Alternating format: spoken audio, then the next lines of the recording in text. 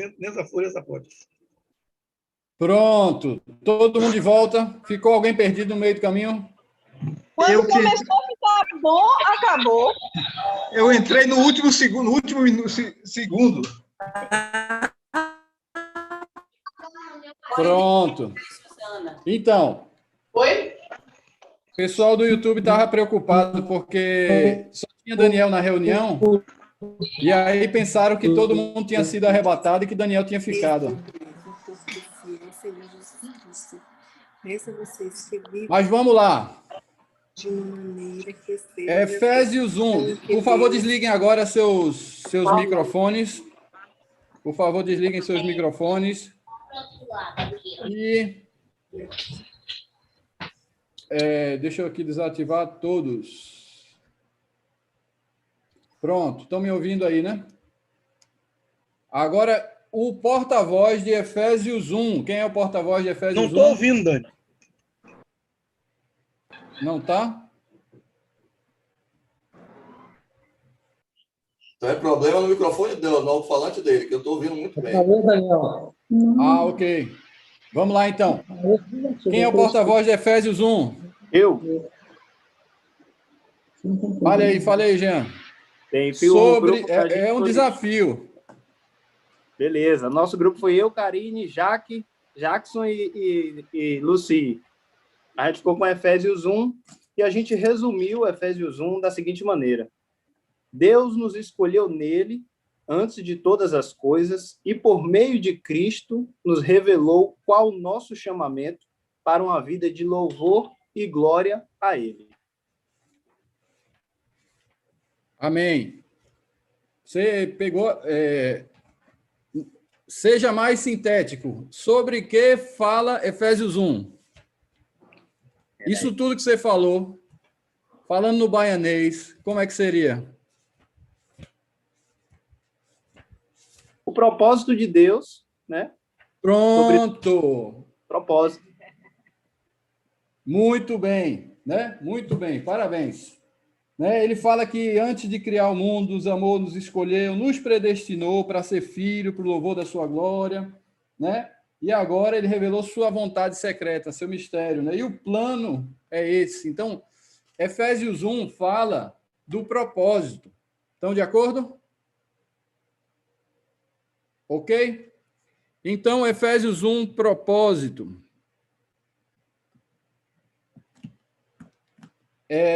Porta-voz do Efésios 2. Eu. Fale aí, Salomão. Bom, então, a gente fez uma frase também para resumir, né? O consenso, pessoal, assim, que todos, judeus e gentios, estávamos alienados de Deus e mortos em pecado. Mas pela graça de Deus, mediante a fé em Jesus, nos dá vida e nos torna um só corpo, no qual ele deseja habitar. Muito bem. Então, pode falar. Então, assim, o que resume bem esse capítulo 2 é que ele aborda bastante a questão da graça, né? A questão da misericórdia, do perdão de Deus, né? Para ambos os povos, né? Tanto os judeus quanto os gentios, né? Que havia essa rixa, podemos dizer assim, entre eles, mas através do perdão, porque os judeus consideravam os gentios, né, pecadores, né, perdidos, assim, e não se olhavam dessa forma, né, mas sendo que eles estavam também perdidos. Mas aí, através da graça de Deus, ele uniu os dois povos, né, através como ele fala, trazendo a paz, né, e o perdão. Amém. Então, Efésios 2 fala sobre a graça, fala sobre a união dos povos, né? Que é feita através de Cristo. Posso resumir ainda mais aí que você falou assim, não posso? Pode. Pronto. Muito bem pontuado, obrigado. Porta-voz de Efésios 3.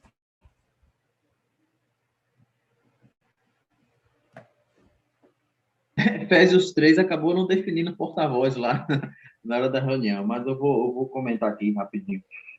Pelo que o irmão Salomão falou aí, né, parece que o 3 também traz essa abordagem, né, que os não-judeus, né, compartilham a graça de Deus, né, por meio de Cristo, também se aplica aos não-judeus.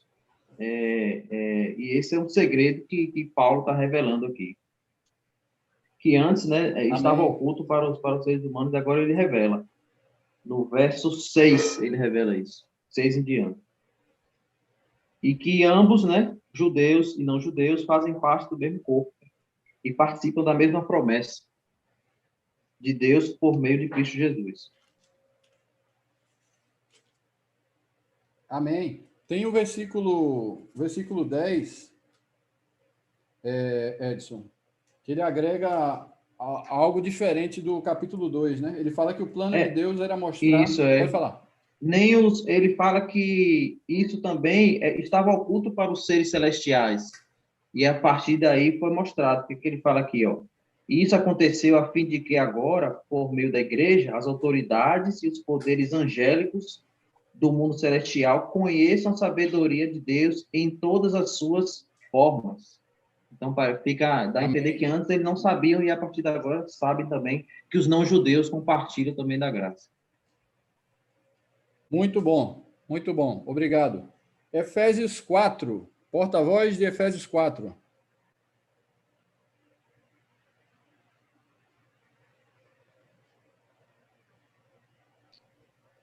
É Val. Ele não sabe não, mas é ele.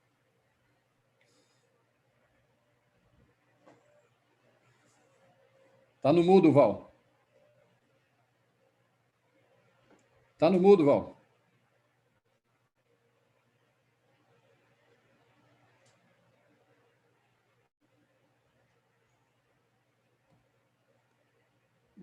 Val.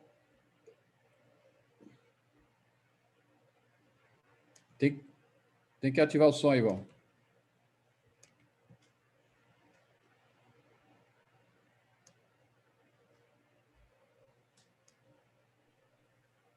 Pronto, agora. Pronto. Qual foi a pergunta para mim, Daniel? Que cortou aqui, eu não ouvi. Qual é a frase que resume Efésios 4? Ah, tá. A frase que resume Efésios 4 é a unidade da fé. Amém. Explique mais aí. O que é que vocês discutiram aí? O que é que... Então, essa questão da unidade da fé. E isso está ligado ao compromisso da igreja, né? Todos falando uma só... todos falando a unidade da fé, uma só fé, aqui, como já falo aqui, um só batismo, um só Senhor, né? Então, a unidade da fé, um só batismo, um só Senhor, um só Deus. Então, a unidade da fé, para mim, resume nisso, né? Não tem como ter fé em dois deuses, até porque não existe. Então, um só Senhor, um só batismo, um só Deus, para mim, isso, em suma, resume a unidade da fé. Ou crer em um só Deus. Amém. Crer em um só Senhor, um só Unidade batismo. da fé e unidade do corpo também, né? Ele designou alguns dons para haver edificação e haver unidade no corpo, né? Também, né? Amém. Muito bom. Que o corpo obrigado, é a igreja. Val. Verdade. Porta-voz de Efésios 5.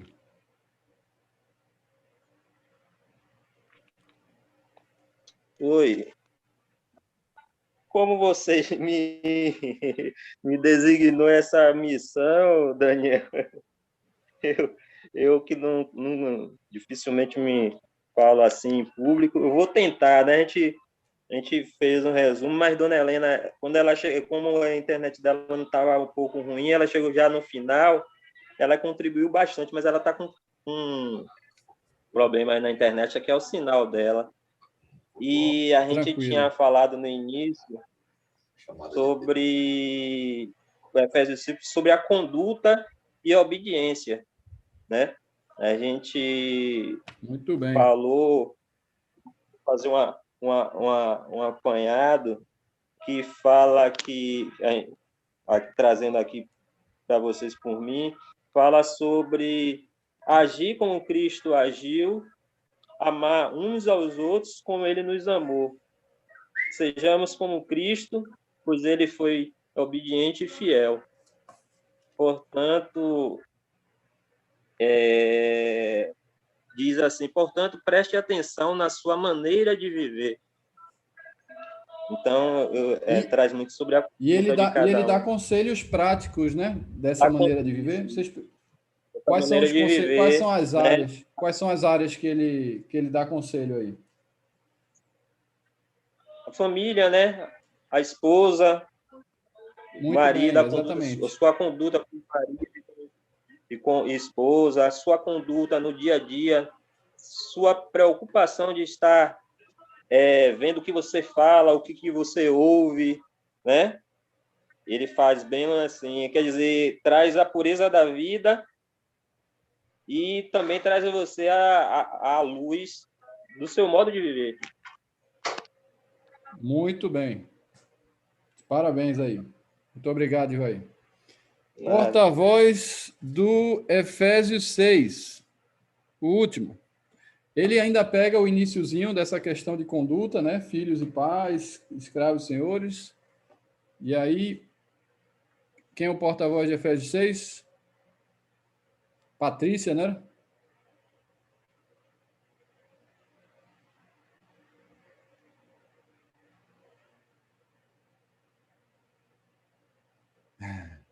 Ori, pode falar.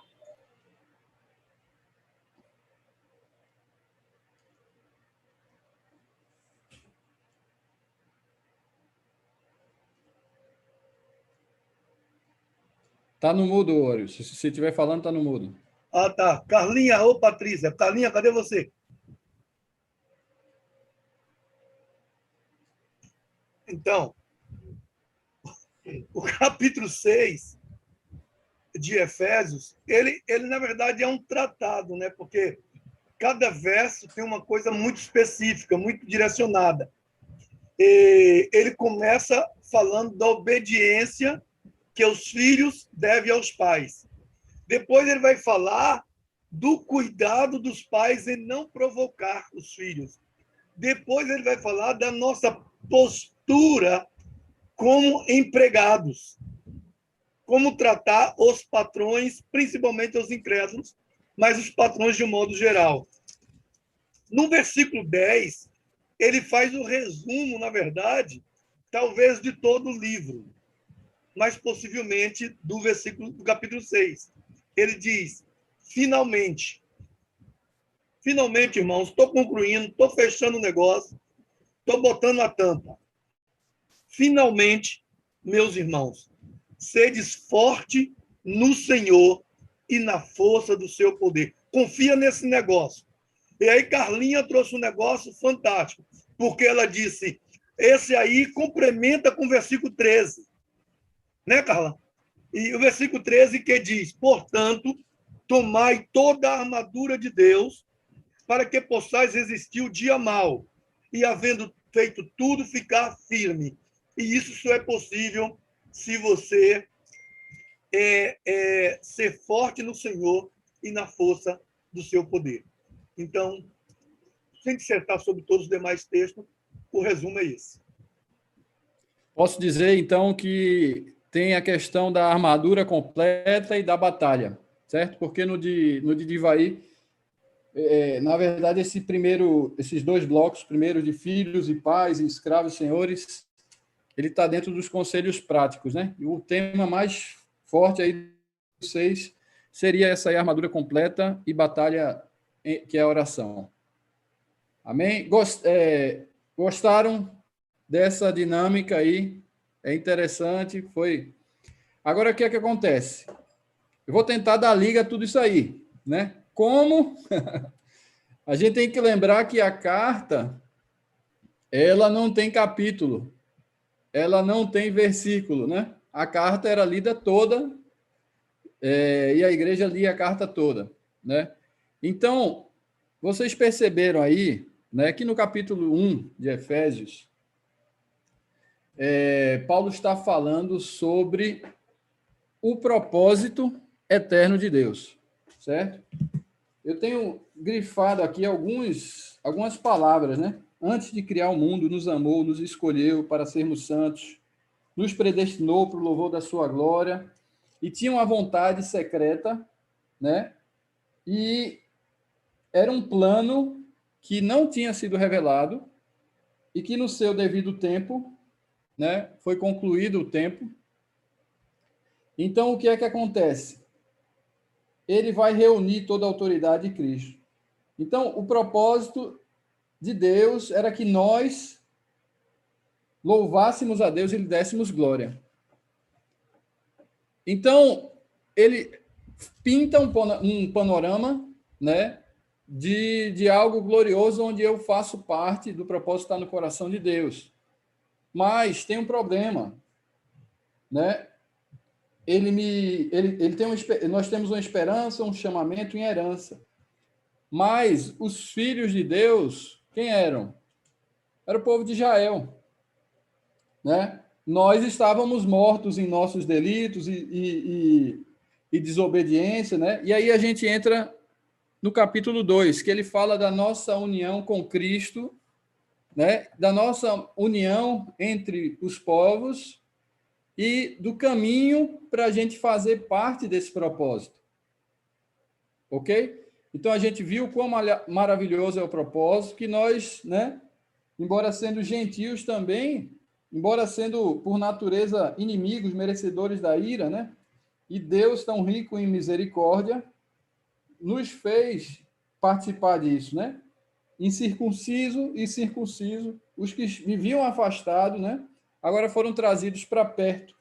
E ele uniu judeus e gentios em um só povo, derrubando o muro da inimizade. Desses dois grupos, uma nova humanidade, novo Gênesis, novo Êxodo. Assim ele reconciliou com Deus em um só. Então a gente já não está mais distante, está perto, né? A gente já não é estranho, nem forasteiro. Somos concidadãos, povo santo, membros da família de Deus. Juntos, somos sua casa, um templo santo para o Senhor. Então, imagina, a gente leu o primeiro capítulo acerca do propósito, o segundo capítulo falando da nossa união com Cristo, né, onde todos que creem têm o direito de serem feitos filhos de Deus, não há mais inimizade. E aí ele revela o plano, revela mais acerca desse plano, né? Que esse grupo multiétnico, né, de vários povos, de judeus e gentios, agora desfrutam do mesmo corpo. E o plano de Deus, era o versículo 10, era mostrar aos governantes e autoridades nos domínios celestiais, alguns falam principados e potestades, por meio da igreja, por meio desse povo, as muitas formas da sabedoria divina. Esse era seu propósito, que realizou por meio de Cristo, nosso Senhor. Então, vejam bem, até agora, do capítulo 1 ao capítulo 3, são boas notícias, né? A boa notícia é que existe um propósito, a boa notícia é que Cristo derrubou a inimizade, que nós aqui no Brasil somos parte desse propósito, né? E que Deus quer que esse povo, essa igreja, manifeste sua glória, não só aqui na terra, mas para os principados e potestades vejam as muitas formas da glória de Deus e da virtude dele serem manifestadas através desse povo que é a igreja. E aí a gente vai entrar no capítulo 4. Quantos de vocês, que tiver fácil na Bíblia aí, né, tem na sua tradução o capítulo 4, iniciando com a palavra portanto, né? Vejam aí, quem tem no capítulo 4, começando com portanto, né? Karen tem, né? Algumas traduções têm. Então, o que é que significa isso? Sabendo dessas boas notícias, portanto, então tem uma ligação. A gente está vendo algo, né, que é por parte de Deus. E aí a gente agora vai começar a ver coisas, né, que são ações ou incumbências nossas. Então, portanto, aí a gente entra na unidade do corpo. Né? Se Deus derrubou a inimizade, né? Já não tem mais Vitória, já não tem mais Bahia, né? Já não tem mais direita, já não tem mais esquerda. Né? Deus derrubou todo muro da inimizade. Portanto, a gente tem que viver em unidade. Unidade de fé, unidade de corpo. Né? Deus estabeleceu alguns homens para contribuir com isso e cada um dá a sua justa cooperação para que esse corpo, né, essa igreja, essa família cumpra, né, expresse aquilo pelo qual ela foi anteriormente predestinada. Amém? Então, a gente começa a ver a questão do amor, né? Por quê? Porque o amor é o dom supremo. Então, do finalzinho do capítulo 4 para o 5, de uma forma geral, ele fala de viver na luz, né? De ser guiados pelo Espírito. E aí ele fala de mais contribuições que a gente tem. Então, o Divaí falou conselho de marido, esposa, como que esse corpo, como que esse povo que faz parte desse propósito expressa a glória e a virtude de Deus através dos relacionamentos familiares, de pai e filho, de marido e mulher, através do relacionamento laboral, né? Senhor e servo. E ele começa a mostrar que isso estar cheio do Espírito, né? Então, quando ele fala enchei-vos do Espírito, tudo isso está dentro do pacote.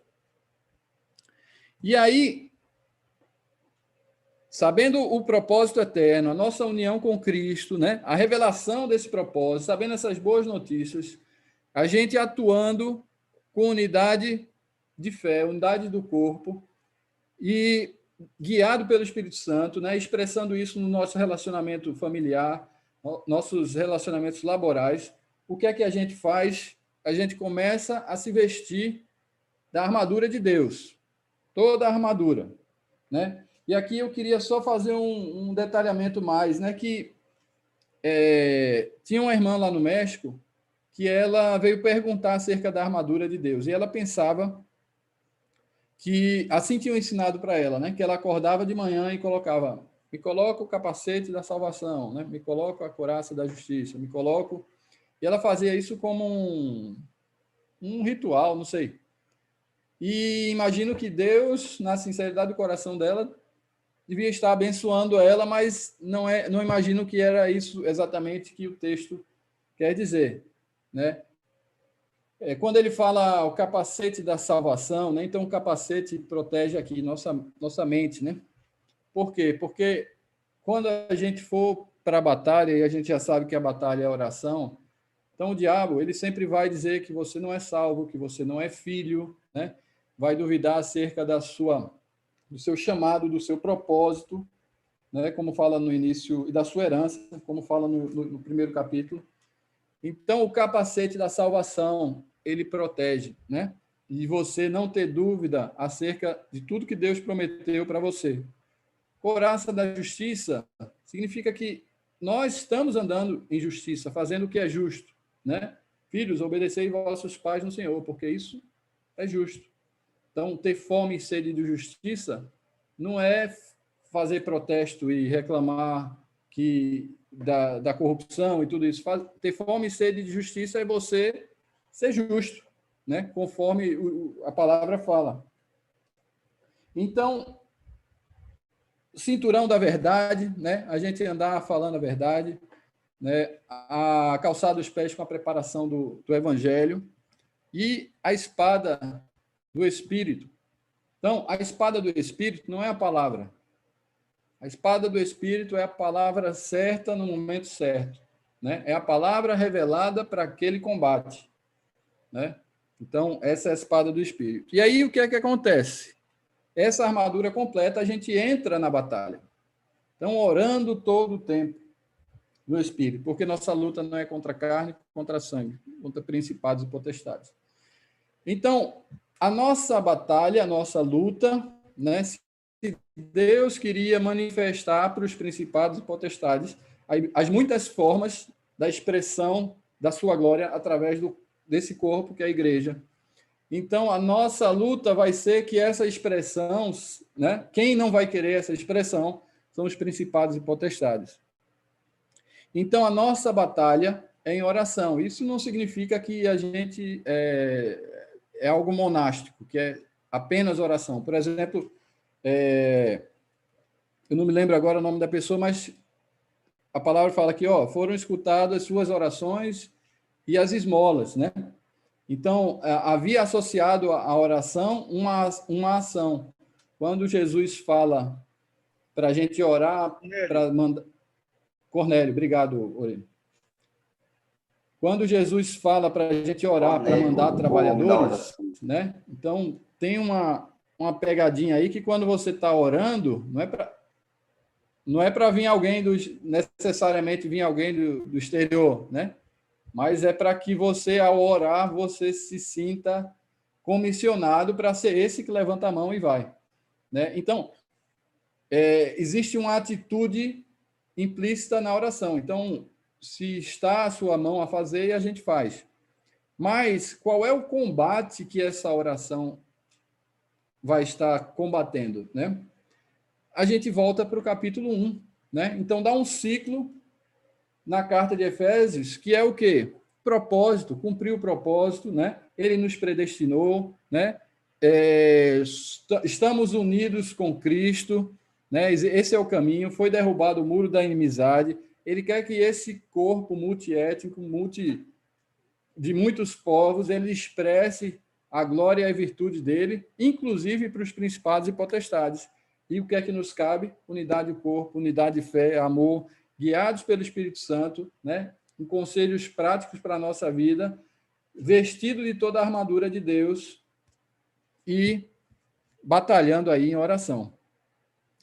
Então, vocês conseguiram fazer a conexão dos vários capítulos, né? Conseguiram perceber uma leitura panorâmica da carta, perceberam que isso é atual, se isso é útil para a gente hoje, né? Se alguém tiver aí para comentar rapidinho, bem objetivamente, fica aberto aí para mais um comentário final aí. Daniel, eu quero comentar um pouco sobre a armadura, coisa básica, pode ser? Pode sim, rapidinho. Então, é só uma coisa básica aqui. Quando Paulo ele fala sobre o capacete, a couraça, o cinturão, na verdade ele usou ali, ele deu ele usou alguma comparação com as vestimentas do soldado romano na época, né? Ver que aí tem as vestimentas de um soldado. Então, está falando de capacete, de couraça, de escudo, né? De um calçado. Ele faz menção, ele usa, na época, as vestimentas da época dos soldados romanos para dar um exemplo, né? Ele usou de uma coisa cotidiana na época para dar a entender algo espiritual, de muita importância. Só isso que eu queria relatar. Amém. Só. Amém. Isso dá a intenção de que a gente não está à toa, né? A gente está regimentado, né? Alguém mais comentar sobre essa ligação entre os capítulos?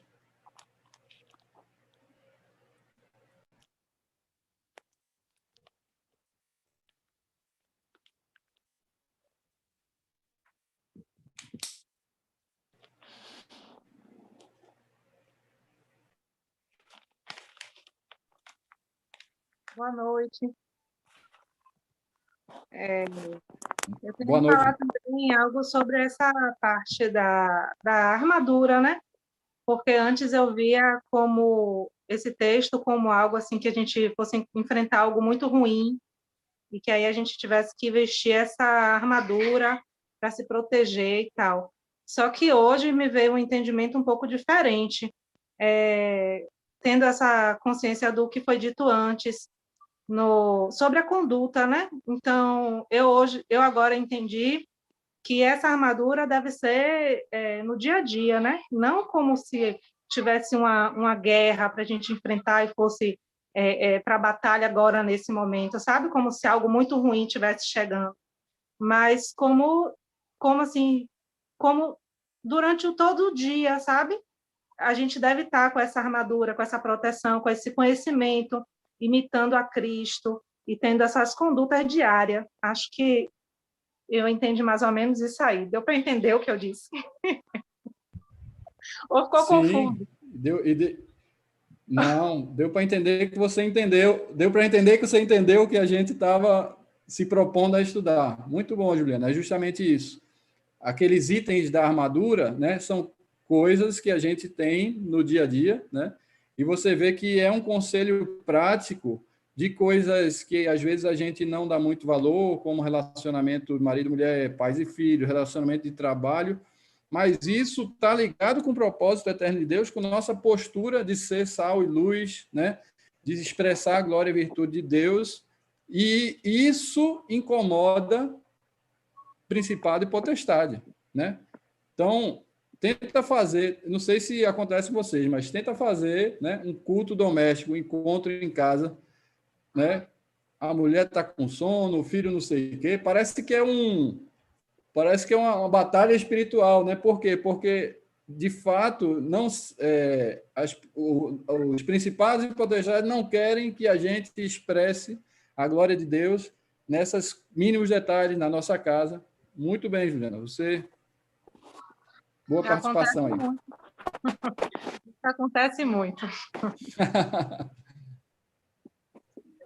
Daniel, esse item aqui, ó, Efésios 6, 10, né, que é um versículo antes, né, da armadura, tem um link, meu primeiro entendimento foi que tem um link direto com Efésios 3, 16.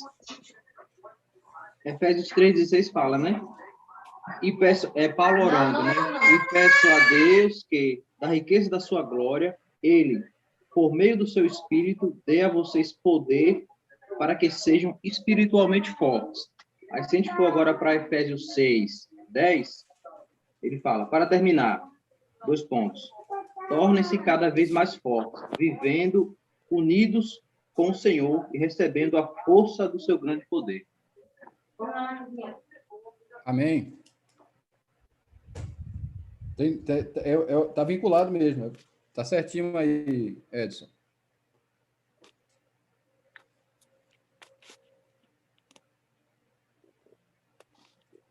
Anderson, comentar alguma coisa aí, Anderson?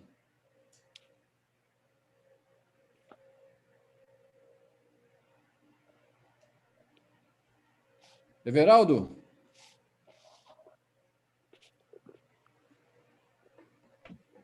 Sim, o que eu acho mais tremendo é quando, por muitos anos, por muito tempo, muitos séculos, o mistério de Deus que estava oculto, estava escondido, ele, nos últimos tempos, ele revela isso, que é Cristo Jesus, e através de Cristo vem essa redenção para que cheguemos a essa unidade, unir tanto os judeus como os gentis. E o mistério de Deus vem justamente para isso, para unir os judeus e os gentios em um só corpo, que é Cristo Jesus. E o que eu acho interessante em tudo isso é que em cada capítulo ele vai trazendo a forma como o seu povo tem que agir, como o seu povo tem que viver. Ele fala do pecado de cada um, ele vai falando e vai trazendo cada coisa, vai falando da unidade, ele vai falando, e no final ele fecha trazendo essas armaduras, que é justamente você ter uma vida de comunhão, uma vida de oração com o Senhor, para que as potestades não consigam nos atingir. Então, aquilo que estava escondido, Deus revela para poder unir os povos, para poder unir as nações. Isso, para mim, é muito forte.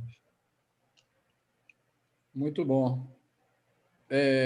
As parábolas de Jesus, né, revelavam que o reino de Deus era algo totalmente diferente do que a gente, dos padrões que a gente tinha na mente. Então, Jesus tinha que fazer todo o tempo comparações, porque a gente não conseguia, a gente tinha uma mente, a gente tem ainda, né, uma mente com padrões de governo, de liderança, de autoridade dessa terra, e Jesus traz dizendo o seguinte, o reino é diferente de tudo isso, né? E aqui ele mostra como a gente vai estar apto aí, como a gente vai estar apto, não, como a gente vai estar refletindo essa glória e virtude aí nesses, e ser parte desse mistério, porque não é só Cristo, né, Everaldo?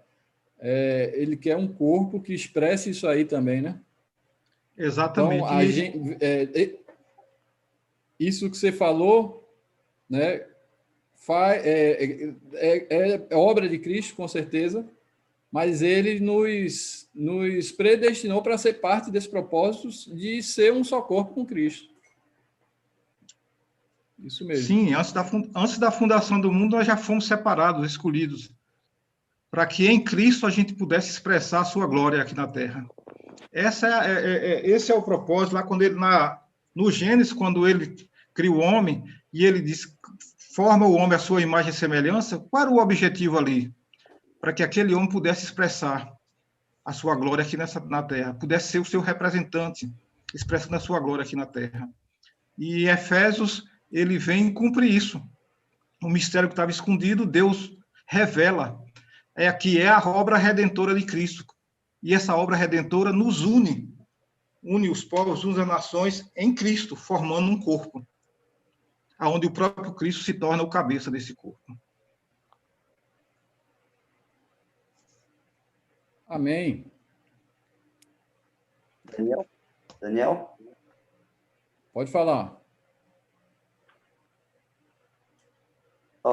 Eu queria falar um pouquinho sobre o Efésios 6, sobre a questão que Paulo ele pede que os filhos obedeçam aos seus pais.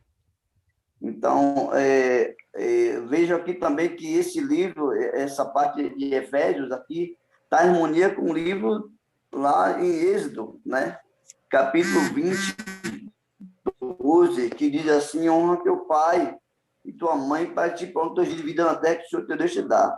Então, Efésios 6 e 2, ele fala justamente isso, honra teu pai e tua mãe, que é o primeiro mandamento com promessa. Então, esse mandamento já foi lá até mesmo no Êxodo, né? Êxodo 20, 12. Então, aqui ele cita esse mandamento aqui em relação aos filhos com os pais. Amém.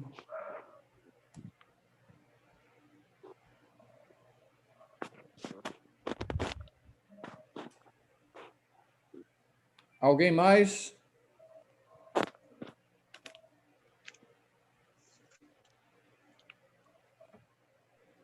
Tem um versículo aqui.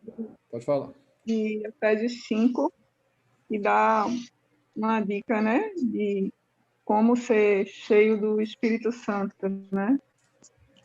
Fala para não andar embriagado, né? Mas para falar entre si com salmos, hinos e cantos espirituais, cantando e louvando de coração ao Senhor, dando graças constantemente a Deus por todas as coisas, em nome de nosso Senhor Jesus Cristo.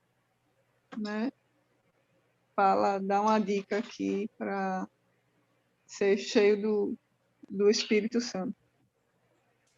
Amém. Não é só, tá certo, né? Mas tudo que segue aí depois ainda faz parte do ser cheio do Espírito Santo, não se embriagar com vinho, né? Marido que ama a mulher, mulher que respeita o marido, filho, tudo, até chegar na armadura, todo esse conselho é parte do ser cheio do Espírito. Muito bem, Cíntia. Verdade.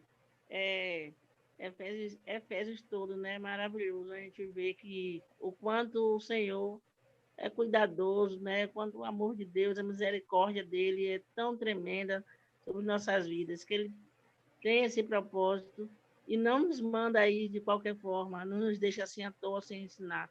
Ele vem depois e nos ensina passo a passo como vivermos dentro desse propósito, o que fazer dentro desse propósito. É maravilhoso. Deus é, de fato, tremendamente maravilhoso. Demais. Tremendo. Aleluia. Amém. Amém. Muito bom. Ele, justamente isso, ele não só mostra o propósito, ele propicia a gente fazer parte do propósito, que foi Cristo, né? E ele nos instrui como permanecer no propósito. Muito bom, o sinal. Última chance, alguém mais? Vou fazer só uma observaçãozinha no versículo 13, do capítulo 1. Eu acho que estamos vivendo dias que esse texto devia chamar muito nossa atenção. Ele diz que em quem também vós confiastes, depois que ouviste a palavra da verdade, o evangelho da nossa salvação. E, tendo nele também crido, pela palavra da verdade, pelo evangelho de salvação, nós fomos selados com o espírito da promessa. É o ato de você pegar uma correspondência, né? Dar o endereço na correspondência, mas colocar um selo de garantia que aquela correspondência vai chegar aonde se destina. E cada um de vocês, cada um de nós, estamos selados por Deus. Somos propriedade de Deus. Não dá para desviar no caminho, sabe? É endereçado ao céu. E não é endereçado por qualquer entregador, por qualquer carteiro. Né? A Lucy disse com muita propriedade, né, que ele deu todos os recursos para você alcançar, né, fazer essa jornada e como alcançar. E a garantia que você vai alcançar.